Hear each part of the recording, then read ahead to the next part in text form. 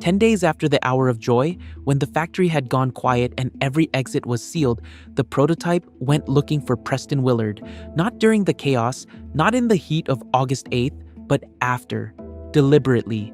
That detail matters more than anything else about how the scientists of Playtime Co. died, because it tells you what the hour of joy actually was. Not a prison break, not toys snapping under pressure and killing out of instinct. A coordinated reckoning that the prototype had been planning for years, built around a single principle.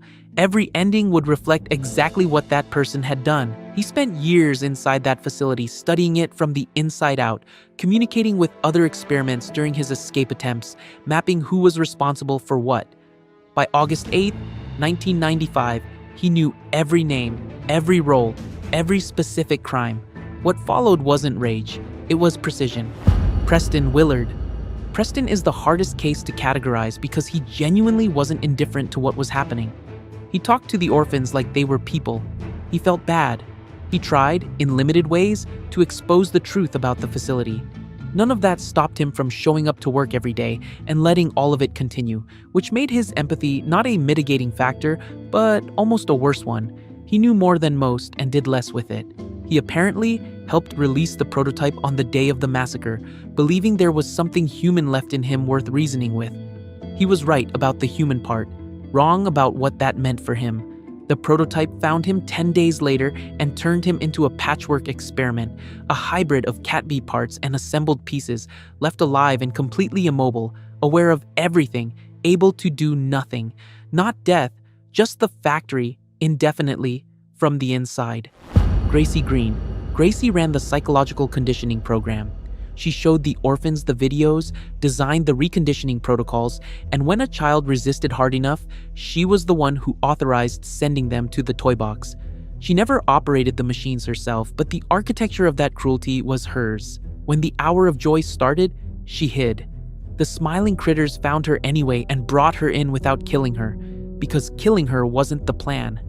The prototype ran her through her own conditioning program. She lasted 122 days before breaking, the longest anyone has ever endured it, and spent the rest of her existence as Lily Lovebraids, fragmented, dissociated, and kept in the same facility she helped build until the player killed her in Chapter 5.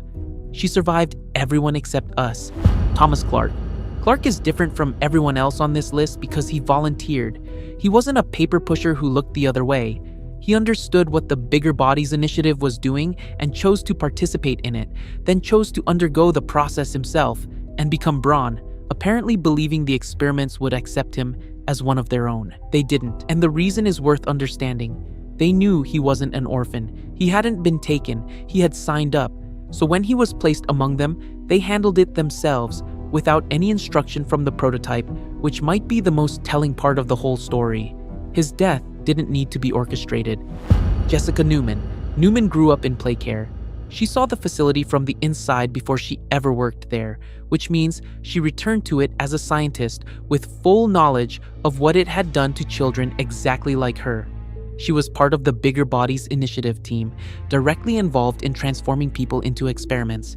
The prototype specifically notes her lack of kindness toward him when contrasting her with Preston. When Mommy Longlegs encountered her during an interview, her immediate reaction was to attack her, which is the kind of response that builds from something specific and personal. When Jessica had the chance to deflect blame onto Leith Pierre, she took it. The prototype wasn't interested. He handled her personally, face to face, which he didn't do for every scientist on this list. That level of direct engagement reflects something about how specifically she was accounted for. Harley Sawyer. Sawyer is the one who created Catnap, Yarnaby, and Dowie. He tortured the prototype directly. He drove the Bigger Bodies initiative further than anyone else and left no record of a single moment of doubt about any of it. He was also the one who argued the prototype shouldn't be destroyed because his intelligence made him too valuable as a research subject. That argument is part of what made everything that followed possible. The prototype spared him during the hour of joy. He kept him alive long enough to use him for research, then had his consciousness transferred into a computer system without warning. Sawyer didn't realize it was happening until he was already inside. By the end of Chapter 5, it looks like he managed to create a backup of himself somewhere in the system. So his story may not be finished. The man who treated mines as raw material for his experiments ended up trapped inside a machine, permanent, inescapable, with no body left to return to. Bruno Whittle, Scientist 4, and the rest. Bruno Whittle spent his career as Sawyer's second-in-command. When Sawyer was transferred into the computer system, Bruno was the one who completed the process, which earned him the specific hatred of Sawyer's consciousness alongside whatever the experiments had already decided about him. He was torn apart during the hour of joy. Scientist 4, who had been present at most of Sawyer's major projects, including work on Huggy and the prototype himself, was most likely killed by Huggy in the same event. Scientists 3, the Claris scientist, Carmen McCabe, Scientists 1 and 2 all died during the hour of joy as well, most likely at the hands of the experiments most directly tied to their own work. The pattern across all of them is consistent. It was personal, not general. Leith Pierre. And then there's the one who survived. Leith Pierre ran the whole company. He had access to the executive overrides that could theoretically have stopped the hour of joy before it started.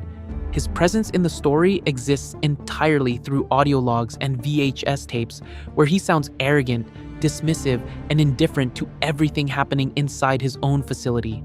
There's evidence suggesting he may have known what was coming. He's not in any massacre. He's not seen being attacked or converted or confronted by anyone. He just isn't there. Every other major figure has an ending except him, and the prototype, who tracked down Preston Willard 10 days after the chaos ended specifically to settle that account, didn't lose track of the person who ran the entire operation. The most likely reading is that Pierre's confrontation is being saved, and that given every other ending on this list, whatever the prototype has planned for the man at the top is going to be the most deliberate thing in this entire story. The pattern. Preston got a living imprisonment that mirrored his complicity. Gracie got her own system run on her until it worked. Thomas got rejected by the community he helped destroy. Jessica was handled personally by the experiment she showed the least humanity toward. Sawyer got the most permanent, claustrophobic ending available. None of it was accidental, and Leith Pierre being the only unresolved thread isn't an oversight. The player was a Playtime Company employee too. That's worth sitting with.